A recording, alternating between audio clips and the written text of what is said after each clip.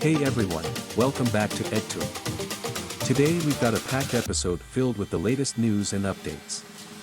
We'll be covering a variety of topics, so stay tuned.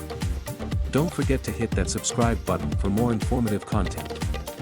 Like, share, and leave your thoughts in the comments below. Let's dive in.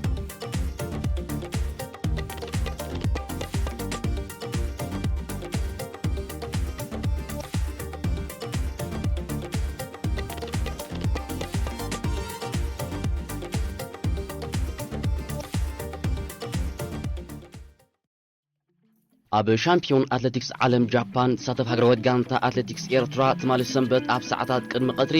ወግዓዊ ናይ መፋነዊ ስነ ስርዓት ተኻይዱላ ሓንቲ ጓል ኣንስተይቲ ትርከቦም 7 ኣትሌታት ዝሓቆፈት ሃገራዊት ጋንታ ኤርትራ ኣብ 3 ውድድራት ማለት ኣብ ናይ 21 15 ኪሎ ሜትራትን ክትወዳደር እያ ነቲ ናይ መፍናዊ መደብ ዝወደበ ኮሚሽን ባህልን ስፖርትን ኤርትራ ኣምባሳደር ዘመረ ተክለ ኣብ ዝስምዑ ቃል ተሳተፍሉ ዘለኹም ውድድር ንዓኹም ሓድሽ ኣይኮነን እቲ ፍልይነቱ አንጻርቶም ዝሓየሉ ኣትሌታት ዓለምና ክትወዳደሩ ብምዃንኩም እዩ ኣብ ዝሓለፈ ዓመት ከተካይድዎ ጽናሕኩም ውድድራት ውጽኢቱ ኣብ ቶኪዮ ክንጸባረቕ ድሕሪ ምባል ኣብቲ ውድድር ዓቕምኩም ከተውጽኡ ነቲ ኣብ ውሽጥን ኣብ ደገን ኮይኑ ንውድድራትኩም ዝከታተሉ ህዝቢ ድማ ዓወት ሒዝኩም ክትመጹ ሰናይ ምኞተይ ይገልጸልኩም ኢሉ ኣሰልጣኒ ሃገራዊት ጋንታ ኣትሌቲክስ ኤርትራ ኣቶ ሊቪንግስቶን አብርሃም ብወገኑ እዞም ኣትሌታት ኣብ ሻምፒዮን ዓለም ተሳትፎ ሚኒማ ቅድሚ 4 ኣዋርሕ ዘምጽኡ ብምዃኖም ውልቅን ብጋንታን እኹል ናይ ምድላው ግዜ ከም ዝረኸቡ ብምሕባር እዞም ኣትሌታት ኣብ ጽቡቕ ቁመና ከም ዝርከቡን ኣብቲ ውድድር ድማ ኬንያ ተሳተፍቲ ዕውታት ኮይኖም ክወጹ ዝከኣሎም ክገብሩ ምዃኖም ሓቢሩ ሓለቓ ሃገራዊት ጋንታ ኣትሌቲክስ ኤርትራ ኦሎምፒካዊ ኣትሌት ዕቑባ ክብሮም ብወገኑ እኹል ናይ ምድላው ግዜ ረኺቦም ናብ ሻምፒዮን ዓለም የምርሑ ብምህላዎም ቅድሚ ሕጂ ተመዝጊቡ ካብ ዝነበረ ደረጃታት ዝሓሸ ደረጃ ከመዝግቡ ምዃኖም ብርእሲ ተኣማንነት ገሊጹ ሃገራዊት ጋንታ ኣትሌቲክስ ኤርትራ ኣብ ሻምፒዮን ዓለም ዝውክሉ ኣትሌታት ኣብ ናይ ፍርቂ ማራቶን ኣትሌታት ሳምሶም ኣማረ ዕቑቦ ክብሮምን ዓብደሎም ከሰተን ከም ቀዳሞት ተሰለፍቲ ብርሃነ ጸጋይ ድማ ከም ተጠባባቂ ኣትሌት ኣብ ናይ 10 ኪሎ ሜትር ደቂ ተባዕትዮ ኦሎምፒካዊ ምርሃው ከሰተ ኣብ ናይ ደቂ ኣንስትዮ ድማ ኦሎምፒካዊት ኣትሌት ዶልሺ ተስፉ ኣግማል ቀይሕ ባሕሪ ኣብ ናይ 5 ኪሎ ሜትር ድማ ብኣትሌት ሳይሞን ተስፋ ገርግሽ ክትወዳደር እያ ሻምፒዮን ኣትሌቲክስ ዓለም ካብ 13 ክሳብ 21 መስከረም ኣብ ጃፓናዊት ከተማ ቶኪዮ ክካየድ እዩ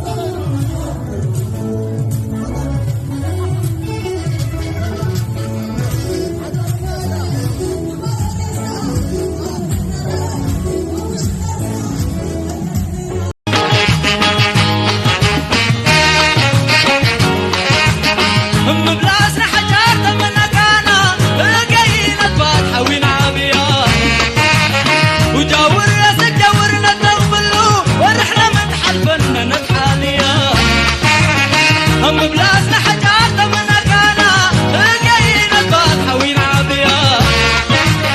وجاور يا سجاورنا تضملو ونحنا من حلفنا نتحاليا وكيد حقمتت من كانا وكيد حقمتت من كانا لما دي فرهوي نبيا شيبنا بولد كريت مدرنا ساتهم ساتنا غسنا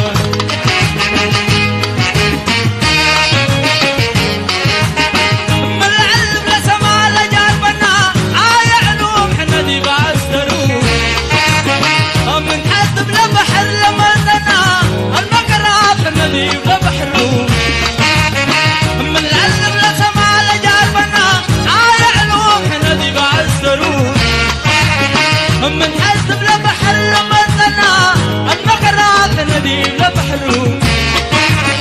وبر لمزنا مكوناتا بر لمزنا مكوناتا شافا من دحنا برو شيقنا بالكريت مدرنا ساتهم سات السنا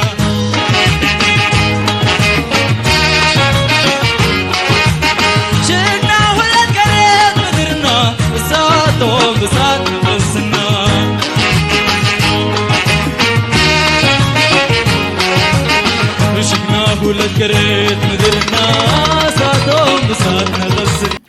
Thank you for watching this video.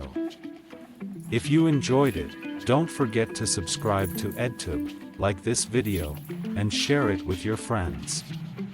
Your support helps us bring you more content. See you in the next video.